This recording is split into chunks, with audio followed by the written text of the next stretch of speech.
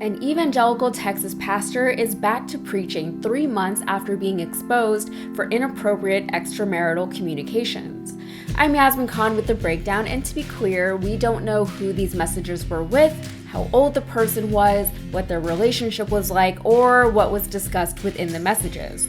To that point, at least as far as we know, this story isn't any more salacious than a man texting someone who was not his wife. And sure, that's not great, but it happens. It's not really a headline that people cheat on their partners to various degrees, especially not when the person accused of cheating isn't already an A-list celebrity. If this pastor hadn't been cheating on his wife to some unknown extent, I probably wouldn't have paid much attention to him, apart from the fact that he's just one of many mega-rich evangelical pastors that we have here in Texas. But now that he has done something, he's got write-ups in the New York Times and People magazine. Why? Matt Chandler is the pastor at Village Church, a mega church somewhere between Dallas and Fort Worth that boasts a congregation of 4,500 attendees. Following revelations that Chandler had been exchanging inappropriate messages with someone, he took 3 months off to reflect on his indiscretion and eventually returned to the church, graciously welcomed back as a spiritual leader. After all, Christians are nothing if not forgiving, when they want to be. But being forgiving is one thing. Personally, I'm not someone who thinks that people need to be perfect all the time, nor do I trust relationships that are entirely dependent on someone being perfect all the time. For instance, any relationship in which one person is idolized or otherwise revered by another. To be imperfect is perfectly human, and to demand perfection from an innately fallible creature is madness. Also, I don't believe that people can't really feel remorse once they've inevitably erred in their ways. I do believe that people can learn and grow from their own failures, misdeeds, and misjudgments, and I believe that there is such a thing as a sincere apology. The problem with a scenario such as this one is that details of the indiscretion were not made known to the public.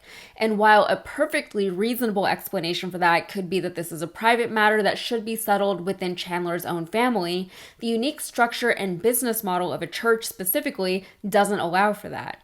The public was asked to forgive something without knowing what it was that they were forgiving.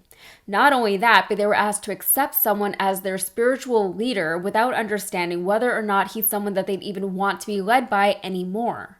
And I say anymore because Chandler has 20 years of experience leading the congregation.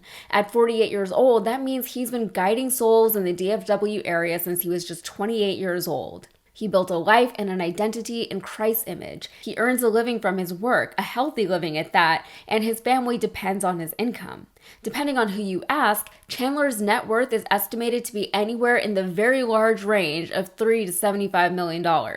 The story, for me, is that following his elder-appointed leave of absence, during which Chandler cooperated with counseling and health exams, he was allowed to return to his congregation without ever being asked to reveal, let alone atone for his misdeeds.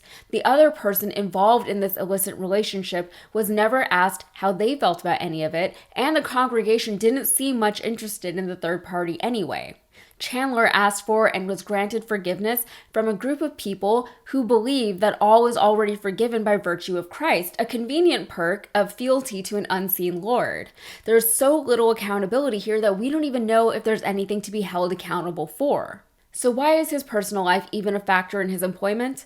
Because his personal life, by nature of the job, became muddled with his community. When you combine a capitalistic endeavor with a moral or spiritual one, you run into conflicts. When your money is inextricably tied to the notion that your character is faultless and unfailing, you run into conflicts. When so much of your industry relies on performative superiority, you can just continue to perform your way out of any meaningful accountability. In a congregation that follows you precisely because they want to believe the performance will, clearly, be utterly unquestioning of your motives, intentions, and remorse upon your return. All right, that's it for me. If you got anything out of this, please like and subscribe, and be sure to follow me over on Instagram and TikTok.